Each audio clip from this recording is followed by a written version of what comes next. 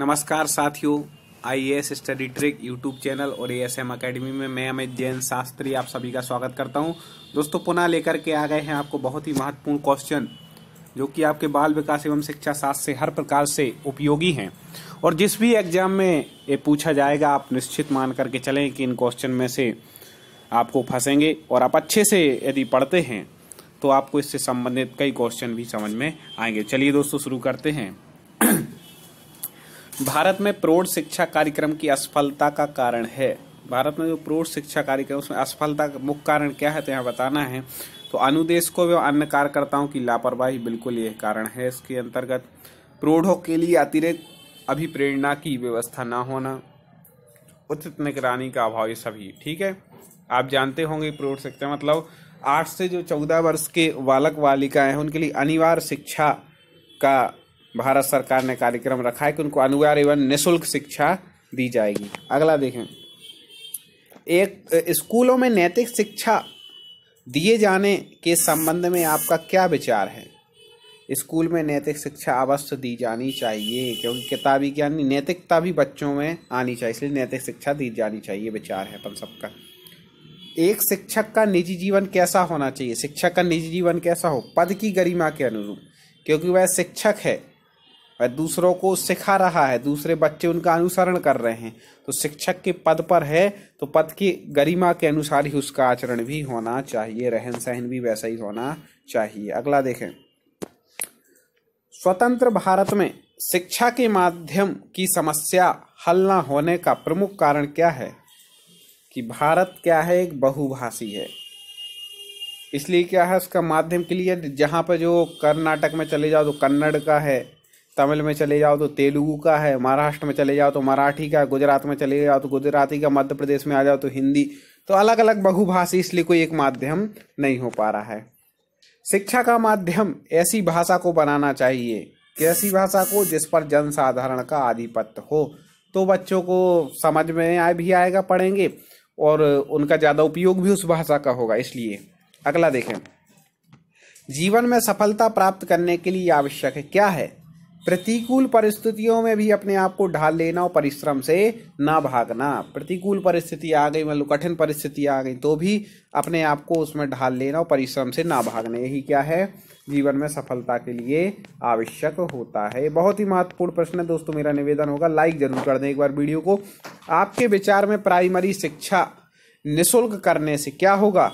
साक्षरता बढ़ती है। प्राइमरी शिक्षा निःशुल्क कर देंगे, ज़्यादा से ज़्यादा बच्चे आएंगे, गरीब जो समाज के बच्चे हैं वो भी आएंगे, ग्रामों में रहने वाले जो किसानों के बच्चे हैं वो भी आएंगे, मतलब सब प्रकार के लोग उसमें आएंगे, तो ज़्यादा साक्षरता बढ़ेगी, देश का विकास भी होगा। अध्यापक को अपने उस छात्र पर गर्व होना चाहिए जो यदि शिक्षक बन जाए तो समर्पण के साथ छात्रों के हित के लिए सदैव प्रयासरत रहे। बिल्कुल। अनैतिकता के प्रति शांतिपूर्ण विरोध दर्शाए, ये भी ठीक है। अपने जीवन के आदर्शों पर अडिग है, बिल्कुल। ये सब तो यदि छात्रों में गुण है तो शिक्षक को क्या होना चाहिए? गर्व होना चाहिए।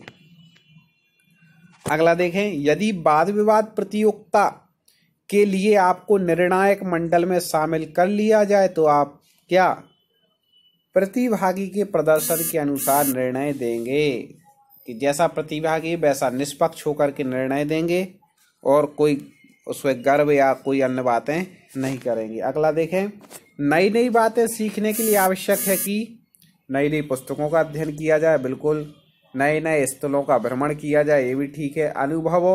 अनुभवी एवं ज्ञानी लोगों के का साथ पकड़ा जाए, मतलब अनुभवी एवं ज्ञानी लोगों के साथ बैठेंगे तो आपका ज्ञान बढ़ेगा, क्योंकि कहा है ज्ञानी से ज्ञानी मिलें दो दो बातें होएं, मूर्ख से मूर्ख मिलें दो दो लातें होएं। इसलिए ज्ञानियों की संगति करेंगे तो ज्ञान बढ़ेगा और नए नए स्थलों का भ्रमण करेंगे तो भी अनुभव बढ़ेगा, इसलिए ये सभी इसका उत्तर ठीक हो जाएगा। अगला देखें, मुझे सबसे अधिक परेशानी महसूस होती है जीवन मूल्यों में गिरावट से। जब जीवन मूल्यों में गिरावट होती है तो क्या सबसे अधिक परेशानी होती है? अगला देखें, यदि आपका लेख आपका कोई अन्य साथी अध्यापक अपने नाम से प्रकाशित करा देता है तो आप क्या करेंगे? अब बताना है। ऐसे क्वेश्चन पूछा जाता है कि आप तुरंत उसमें कैसे बुद्धि लगा रहे हैं, अब उन्हें एक क्वेश्चन पूछ लिया कि आपका साथी यदि आपका लेख अपने नाम से प्रकाशित कर देता है, अब आप क्या करेंगे? उस समय आपकी बुद्धि कैसी, एक अच्छे शिक्षक होने के नाते आपको क्या करना चाहिए, उस अनुसार आपको उत्तर लेना है। तो क्या प्रकाशक को कानूनी नोटिस के द्वारा सूचित करेंगे कि भैया ऐसा ऐसा हुआ है, बड़े विनय के साथ, लड़ाई झगड़ा नहीं करेंगे, मारा पीटी नहीं करेंगे। एक ही कक्षा में पढ़ने वाले बच्चों की उपलब्धि से भिन्नता पाए जाने का प्रमुख कारण सभी है सिवाय एक के, किसके? अध्यापकों के शिक्षण में कमी। ठीक है, एक ही कक्षा में पढ़ने वाले बच्चों की उपलब्धि से भिन्नता पाए जाने का प्रमुख कारण सभी किसके सिवाय है? तो अध्यापकों के शिक्षण में कमी के सिवाय है। अगला देखें, परीक्षाओं में अनुचित साधनों का प्रयोग का मूल कारण क्या है?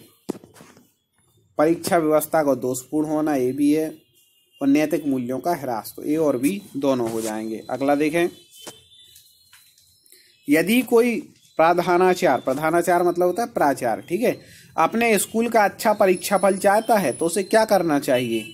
स्कूल में शिक्षण के स्तर को ऊंचा रखने का प्रयास करना चाहिए। जितना अच्छा स्तर होगा उतने अच्छे से विद्यार्थी पढ़ेंगे, पढ़ाने वाले जितने अच्छे होंगे वो भी अच्छा।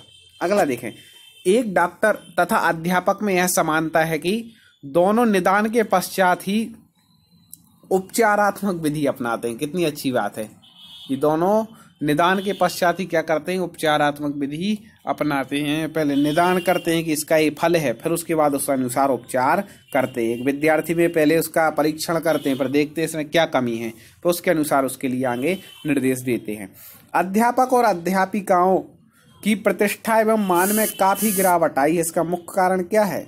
उनकी ट्यूशन की लालची प्रवृत्ति बहुत बढ़ रही है कि आप हमारे यहाँ ट्यूशन पढ़ने आओ तो हम आपको ज़्यादा नंबर दे देंगे या आपको अच्छे से वहाँ पर पढ़ाएंगे, स्कूल में पे। अच्छी प्रवृत्ति नहीं है। शिक्षक को लालची नहीं होना चाहिए। उनके आचरण में गिरावट, आचरण में भी गिरावट आ रही। पहले का शिक्षक का कपड़े पहनने का ढंग, बोलने चालने, हर चीज़ व्यवस्थित रखते थे। आजकल तो कुछ भी चल रहा है, वो भी जमेगा नहीं। बिल्कुल शिक्षक को शिक्षक के अनुसार रहना चाहिए। उनकी शिक्षण के प्रति लापरवाही, कई बार कई शिक्षक आते हैं नहीं आ रहे पढ़ाने, मोबाइल चला रहे, तो ये सब कुछ बातें आ जाएंगी। देखिए, कोई बुराई नहीं बता रहे, लेकिन ये चीज़ें हमें सुधारनी चाहिए क्योंकि हम शिक्षक बन रहे हैं। और इसी सोच को लेकर के आप उत्तर लगाएंगे तो आपके उत्तर सही होंगे, बिना पढ़े सही होंगे। बाल विकास आप कितने ही पढ़ के जाएं, याद रखना वो किताब की पढ़ी ज़्यादा काम में नहीं आती। वहाँ पे आपने देख लिया होगा। आपकी तुरंत उसमें सोचने की शक्ति क्या है? आप उस जगह शिक्षक की जगह होंगे तो क्या करेंगे?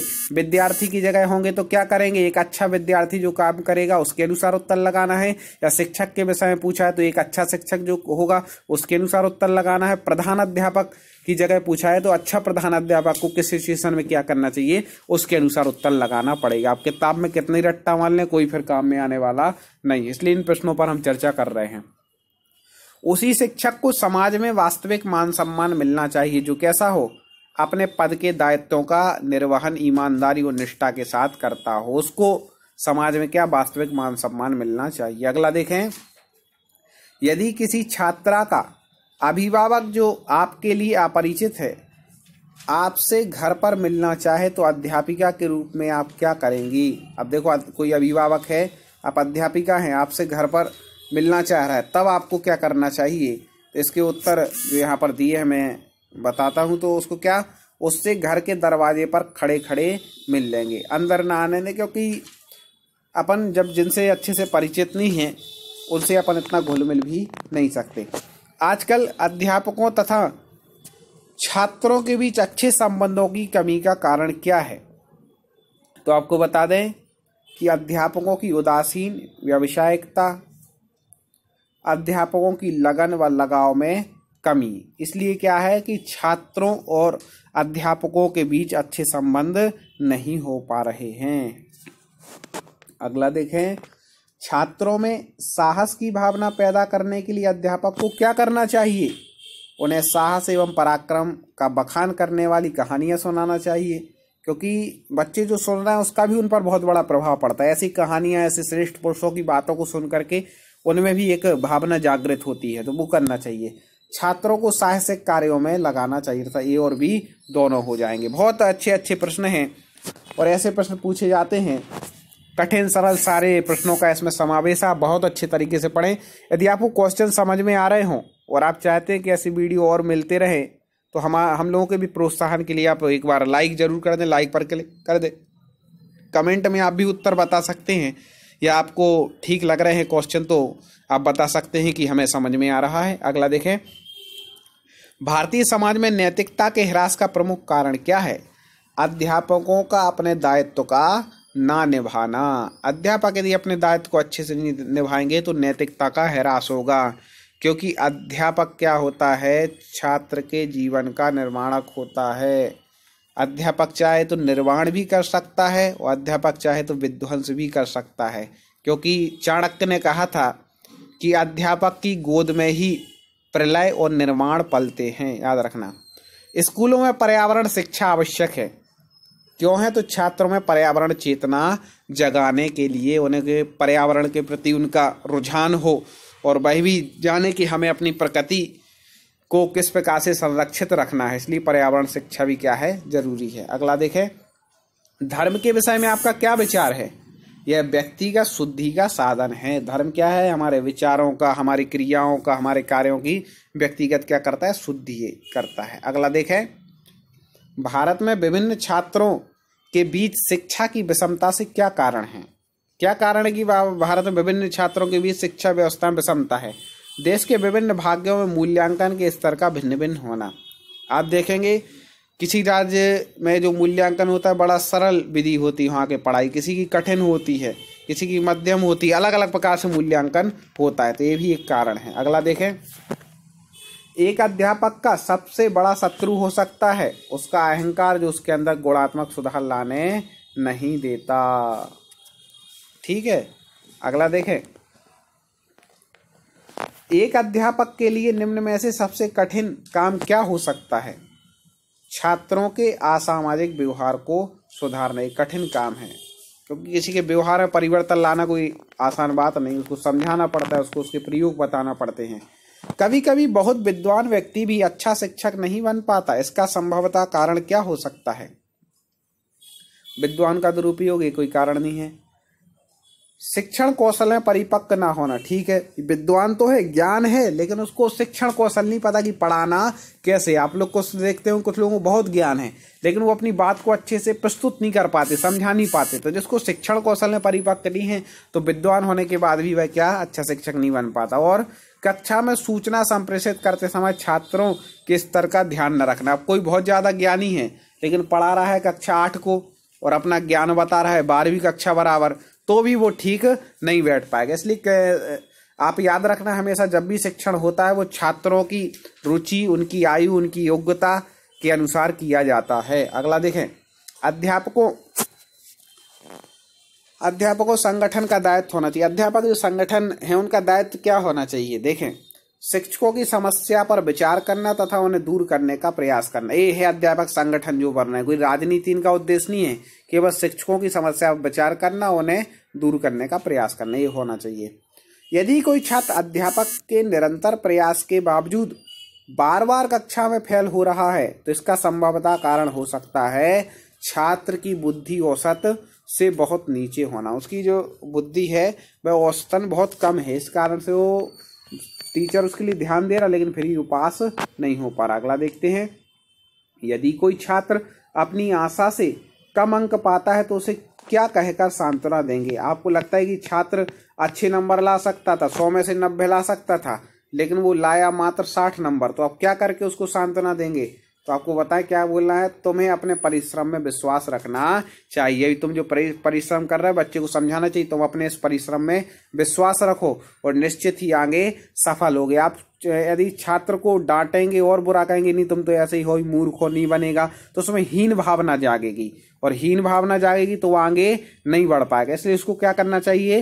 प्रोत्साहन देना चाहिए, उसको परिश्रम पर विश्वास रखने के लिए कहना चाहिए। दोस्तों और क्वेश्चन भी बहुत सारे हैं, मेरा निवेदन लाइक कर दें और चैनल को सब्सक्राइब ना किया हो तो सब्सक्राइब कर लें। अगले वीडियो में पुनः हम ऐसे क्वेश्चन लेकर के आएंगे और बहुत ही अच्छे अच्छे प्रश्न आगे आने वाले हैं। इसी तरह आप हमसे जुड़े रहें और बहुत अच्छे तरीके से पढ़ाई करके एग्जाम में पास हों। जय हिंद।